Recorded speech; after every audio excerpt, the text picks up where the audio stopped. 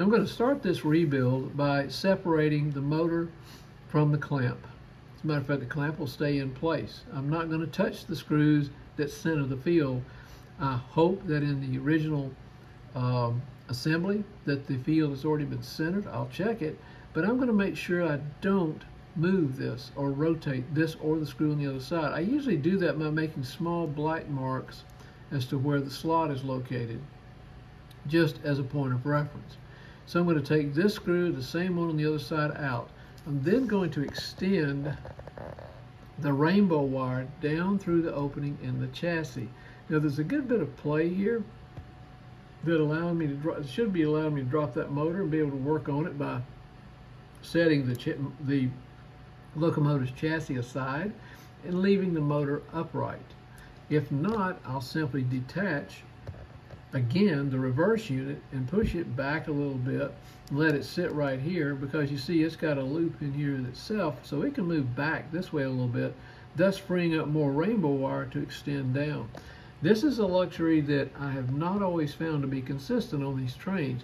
It looks like A.C. Gilbert in the specifications was a little bit more freer with the length of these wires than he was on later trains, in which I've had difficulty getting these wires to extend far enough that I can actually get the motor out to a working position where I can work on it. Offline, I'm simply going to take these screws on either side out. Having released the two 230B screws on either side of the chassis, I'm now ready to proceed.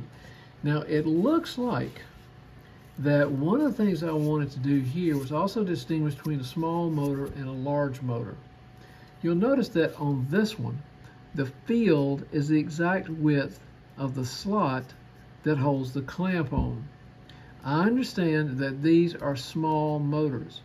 If you go back and look at other diesels in later years, that the slot that holds the field is slightly wider than the slot that's designated for the clamp. This one is not. They're practically the same size. So I would classify this one as the small motor. If you have the field and its accompanying slots where it fits in on the chassis are wider than this slot that's used for the clamp, then those are designated as large motor.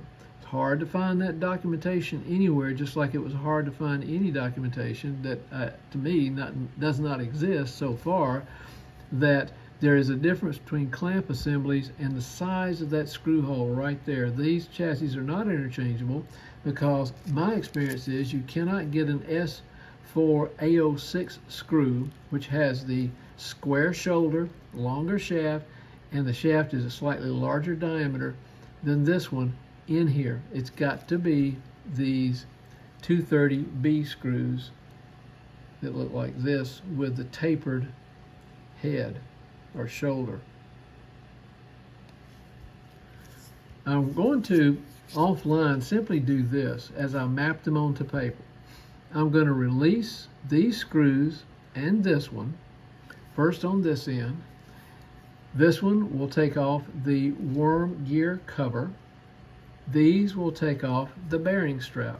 Now I'm going to leave one screw in because these screws go through nothing more than a slot. So I'll take one screw completely out and then just loosen the other one, because then the the strap that holds the bearing in can be just slid off.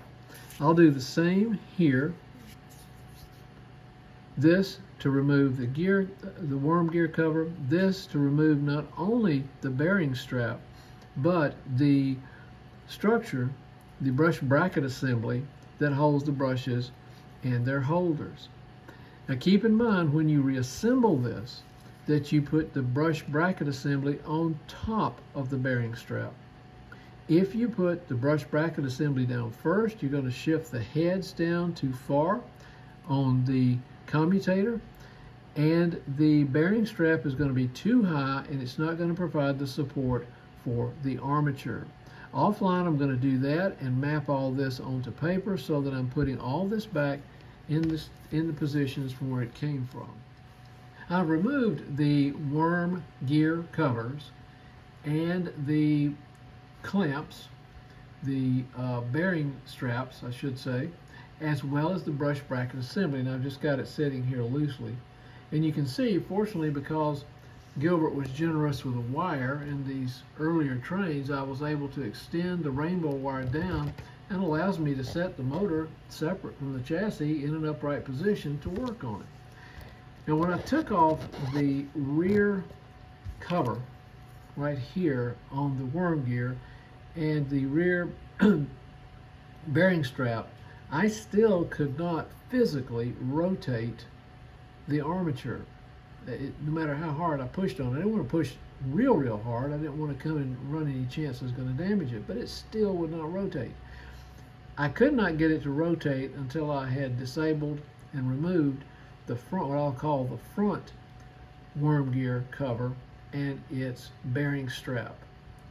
Now I've heard reports that, Dave, I need to replace either my field or my armature because I think it's burned out because it won't rotate. This is not the first time that I've encountered a train in which the armature physically could not be rotated because it was so gummed up with old grease. The first encounter was 484, the Alco Santa Fe blue and yellow diesel that I rebuilt many years ago. Same purpose. As you'll recall, in the test of the reverse unit, this motor actually responded. It would rotate, not perfectly, not in a way that you'd want to move forward with it, but it would rotate. This one would not. It was what was holding it up. I got a feeling, and I'll wager, if I were a wagering person, that as soon as we get this one totally clean and relubricated, it's going to run fine. This train just does not have that much wear on it to make me think otherwise. The other thing I think we're going to see for only the second time are metal thrust plates, and there's one right there reflecting the light. The only other time I believe that I have seen metal thrust plates was in the rebuild of the 360, I believe, that was the extruded aluminum train, both the diesels and the passenger coaches. So again, these are metal thrust plates. I hope they're going to be reusable. I don't see any reason why they should have excessive wear and tear on them, because the entire train is like that. The next step will simply be to lift the field up. It frees the armature, can set that down, and we're ready to begin a very extensive rebuild, cleaning primarily, and then relubricating. Again, we get an opportunity to see what I think is the small motor, where the groove for the field is almost the exact same width as the notch that's cut out for the clamp. I think if you compare this to a later one that has the wider field, you'll see that it's very apparent that the groove right here, it goes beyond these limits. Now I've removed the armature. Let me position this in a little bit better way so that we can take a look at it.